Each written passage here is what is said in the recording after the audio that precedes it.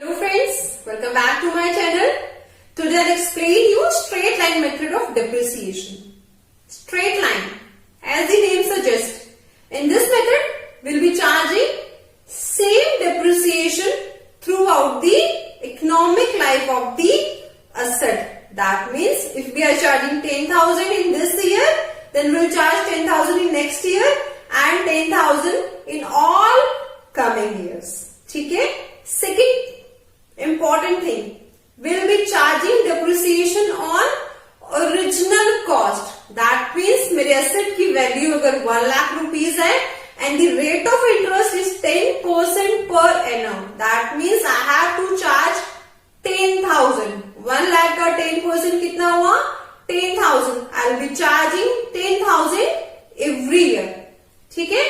So I have prepared one question under straight line method. The same I will upload in the beginning of this video. During last session I taught you two methods.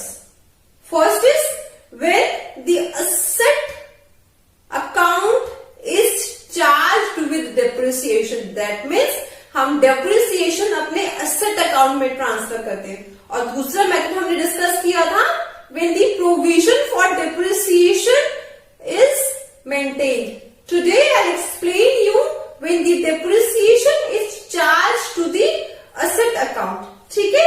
I have that question with me. One by one मैं read करती रहूंगी and I'll be doing on the board. ठीक है?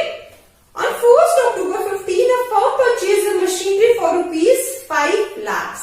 1st October 15 को एक firm ने machinery purchase की है 5 lakhs.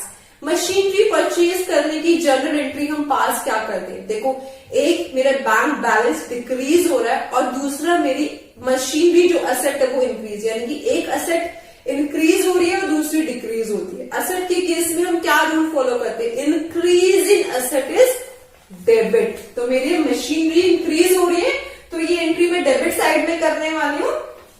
On 1st October 15 to bank. कितना अमाउंट है हमारा? Rupees 5 lakhs. ठीक है?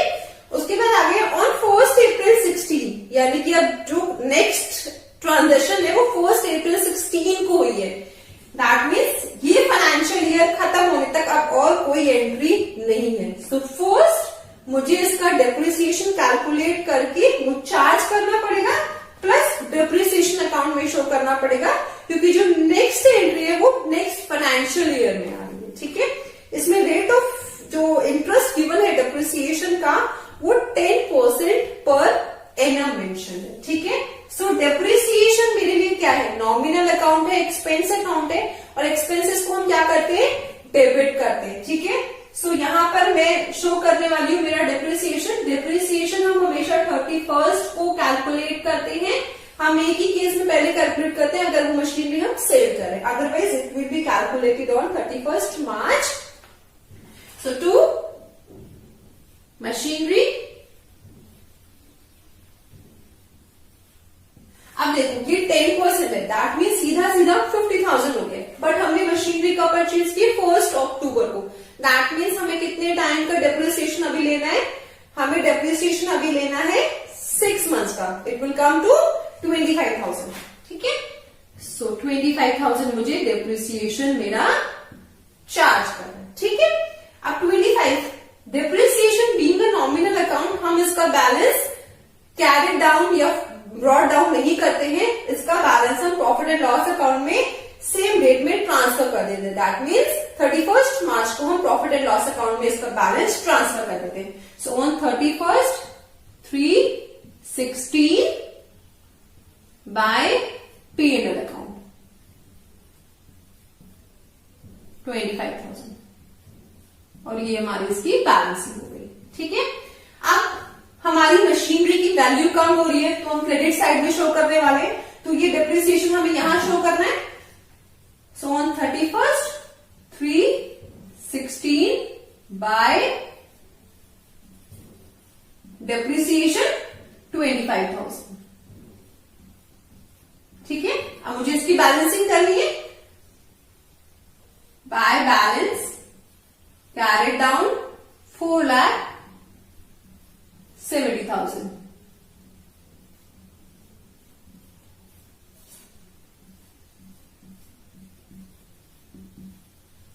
ठीक है, अब कैरी डाउन किया तो इमीडिएटली कैरी डाउन का बैलेंस बिना कुछ सोचे इमीडिएटली 1 अप्रैल को ब्रॉड डाउन कर दिया करो. सो टू बैलेंस ब्रॉड डाउन 4,75,000. ठीक है, आगे देखते हैं क्वेश्चन में. On 1st April 16, a new machinery costing rupees 2 lakh was purchased. अब हमने इसी दिन एक नई मशीनरी परचेज कर ली है. ठीक है, एक और चीज ध्यान रखना, इसके आगे ना M1 और M2 इस तरीके से लिखो. टू बैंक टू आइडेंटिफाई कि हमारी कौन सी मशीनरी की कितनी वैल्यू, बिकॉज जब हम सेल कर भी जाते हैं ना उस केस में प्रॉब्लम आता है. तो M1 M2 आप इस तरह से ब्रैकेट में लिख सकते हैं. ठीक है, तो ये वाली मशीनरी हमने कितने की परचेज की? 2 लाख. ठीक है, आगे देखते हैं. On 1st April 17, that means अब हमारी जो नेक्स्ट एंट्री है वो नेक्स्ट फाइनेंशियल ईयर में. अब इस फाइनेंशियल ईयर में हमारी और कोई एंट्री नहीं है, तो फिर हम पहले इसे टैली करके क्लोज करें. ठीक है, सो इसका बैलेंस मेरा कितना हुआ? 5,75,000. नो नॉट 5, 6,75,000 हो गया मेरा. ठीक है, अब हम इसका डेप्रिसिएशन निकालें पहले. तो ऑन 31st 3/17 टू मशीनरी. अब यहां पर हमारे पास 2 मशीनरीज का हमें डेप्रिसिएशन चार्ज करना है, कैलकुलेट करना है. देखो वेरी सिंपल, इसका हमारा कितना था? 50,000 था, बट हाफ ईयर फैसले हमने 25,000 लिया. दैट मीन्स उस वाली मशीनरी का हमारा कितना हुआ?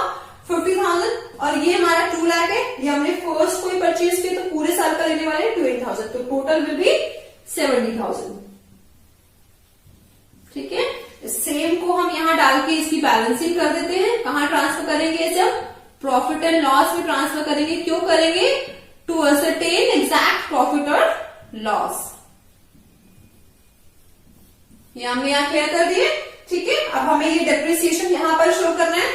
On 31st 3/17 bye depreciation. It's better आप M1 और M2 करके शो करें. ठीक है, M1 का हमारा कितना था? 50,000 और मशीनरी 2 का हमारा था 20,000. तो टोटल हमारा हो गया था 70,000. हमारा बैलेंस कितना हो जाएगा फिर? 6,05,000. So this is our by balance carried down. ठीक है, ऑन 1st April 17 सबसे पहले टू बैलेंस ब्रॉड डाउन कितना है हमारा? 6,05,000. आगे देखते हैं. On 1st April 17, the machinery purchased on 1st October 15 having become obsolete was sold for rupees 2 lakhs. हमने 1st April 17 को ये वाली मशीनरी सेल कर दी है, बेच दी है. ठीक है, अब एक चीज देखो, अगर हम मशीनरी बेच रहे हैं तो मेरे एसेट की वैल्यू क्या हो रही है? कम हो रही है. तो हम यहां दिखाने वाले हैं, परचेज हम यहां दिखाते हैं और सेल हम क्रेडिट साइड में दिखाते हैं. क्यों? बिकॉज मेरे एसेट की वैल्यू कम होने जा रही है. ठीक है, हमने कितने की बेची है? वो सोल्ड फॉर रुपीज 2 लाख. हमने 2 लाख की वो बेच दी है. ठीक है, so on 1st April 17 by bank. ठीक है, यहां आप M1 लिख दीजिए. कितने की बेची है हमने? रुपीज 2 लाख. अब इस पे हमें कुछ प्रॉफिट और लॉस हुआ होगा, बिकॉज हमने सेम अमाउंट की बेची है कि नहीं बेची वो हमें चेक करना पड़ेगा. मेरी मशीनरी की वैल्यू कितनी थी? रुपीज 5 लाख. ठीक है, उस पर अब तक का डेप्रिसिएशन कितना है? आप देखिए, एक ये 25,000 हो गया और एक ये 50,000. टोटल कितना डेप्रिसिएशन था? 75,000. मेरे मशीनरी की वैल्यू कितनी थी? 5 लाख. यानी कि 5 लाख में से मैंने 70,000, मेरी मशीनरी की वैल्यू थी 5 लाख और टोटल डेप्रिसिएशन टिल डेट 70. यानी कि मेरा वैल्यू कितनी थी? 4,25,000 थी. मैंने कितने में बेच दिया? 2 लाख. यानी कि मुझे लॉस हो गया 2,20,000 5,000 का मुझे इस मशीनरी को बेचने पे लॉस हो गया। तो लॉस हम यहां दिखाते हैं, गेन होता है तो हम डेबिट साइड में दिखाते हैं। ठीक है, so on first 4/17 by loss on sale of machinery, loss on sale of machinery. ठीक है, by loss on sale of machinery मुझे कितना हुआ है 2,25,000। ठीक है, इतना क्लियर है। 4,25,000 यहां पे आ गया मेरा बैंक का और लॉस का, और 75,000 मेरा डेप्रिसिएशन था। Total will come to 5 lakh rupees. ठीक है, आगे देखते हैं इस क्वेश्चन में।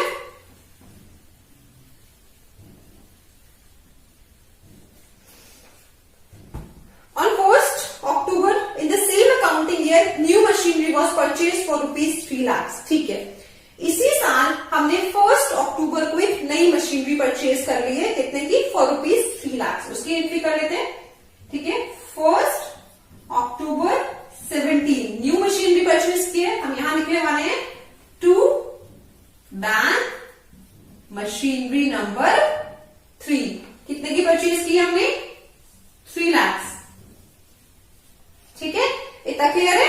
उसके बाद while the machinery purchased on 1st April 16, that means हम इस मशीनरी की बात कर रहे हैं, वो sold for ₹1,80,000 on the same day। That means जिस दिन हमने ये वाली मशीनरी परचेज की है 1 अक्टूबर को, उसी दिन हमने ये वाली मशीनरी सेल कर दी है। अब ये हम अकाउंटिंग पीरियड के बीच में कर रहे हैं, तो हमें सबसे पहले उसका डेप्रिसिएशन कैलकुलेट करना पड़ेगा टिल दैट डेट। ठीक है, दैट मीन्स हमें 6 महीने का डेप्रिसिएशन इसमें पहले चार्ज करना पड़ेगा। ठीक है, no problem. So on 1st 10/17 मैं इसका डेप्रिसिएशन ले लूंगी टू मशीनरी। इसमें हमारा 1 ईयर का 20,000 था, तो हाफ ईयर का कितना हो जाएगा हमारा 10,000। ये मैंने इसका डेप्रिसिएशन यहां चार्ज कर लिया। अब सेम डेप्रिसिएशन मुझे यहां शो करना पड़ेगा 1st 10/17 बाय डेप्रिसिएशन मशीनरी 2 10,000। ठीक है, सबसे पहले उसका डेप्रिसिएशन कैलकुलेट कर लीजिए टिल द डेट जिस दिन हम मशीनरी सेल कर रहे हैं। ठीक है, हमने डेप्रिसिएशन निकाल लिया। अब मशीनरी सेल की है तो हम इधर एंट्री करने वाले हैं। कितने की बेची है हमने? बेची है 1,80,000 की। सो बाय बैंक मशीनरी 2 1,80,000। ठीक है, कितने में बेच दी हमने 1,80,000। कितने में हमने परचेज की थी 2 लाख। इसका डेप्रिसिएशन अभी तक का कितना था हमारा, देखो यहां पे था 20,000 और ये 10,000, यानी कि टिल डेट हमारा डेप्रिसिएशन था इसमें 30,000। हमने परचेज कितने की थी 2 लाख की, यानी कि एज ऑन डेट उसकी वैल्यू 1,70,000 है। हमने कितने में बेच दी 1,80,000। हमें 10,000 का इसमें गेन हो गया, प्रॉफिट हो गया। और गेन हम किस साइड दिखाते हैं एसेट की? डेबिट साइड दिखाते हैं। ठीक है, तो ये गेन हम यहां शो करने वाले हैं to gain on sale of machinery. ठीक है, gain on sale of machinery. कितना गेन हो गया हमें 10,000। ठीक है, अब इसकी डेप्रिसिएशन की एंट्री हमने यहां शो कर दी, यहां शो करी। इसका बैंक जितना हमें पैसा मिल रहा है वो यहां दिखाया, जो हमें गेन हुआ वो हमने यहां दिखा दिया। उसके बाद देखते हैं। ठीक है, उसके बाद इसमें बोला डेप्रिसिएशन लिखन की वो 10% है। हमें 15, 16, 16, 17 और 17, 18 का प्रिपेयर करना है। ठीक है, हम लास्ट ईयर का ये प्रिपेयर कर रहे हैं अभी। अब यहां तक का हो गया। अब ये जो मशीनरी हमने परचेज की है इसका डेप्रिसिएशन लेना पड़ेगा हमें, तो पहले इसका डेप्रिसिएशन निकाल लेते हैं। ऑन 31st 3/18 इसमें वही 6 महीने का डेप्रिसिएशन लेने वाले हैं, बिकॉज हमने 1 अक्टूबर को ये मशीनरी परचेज की है। 3 लाख की परचेज किया था, तो 3 लाख का 10% 30,000। For half year it is 15,000। तो हमारा ये डेप्रिसिएशन हो गया 15,000।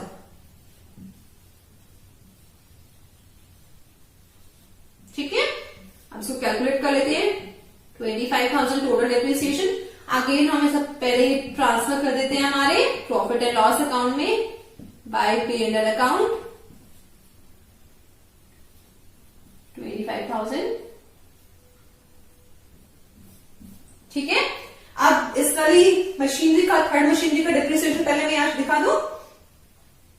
On 31st 318 by depreciation machinery फी, बिकॉज बाकी दोनों मशीनरी हम ऑलरेडी सेल कर चुके हैं।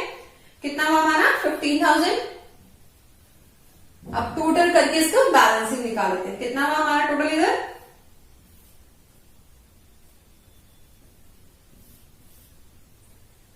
This is 9,15,000।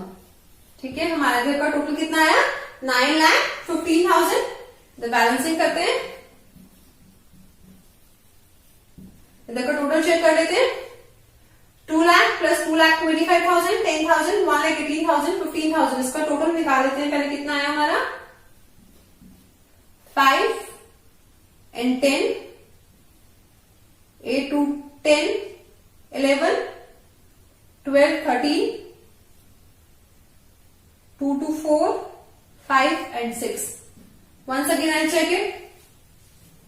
This is 5 and 5 10, carry 1 8 and 2 10 11 12 13, carry 1 2 to 4 5 and 6, 6,30,000 मेरा इधर आ गया।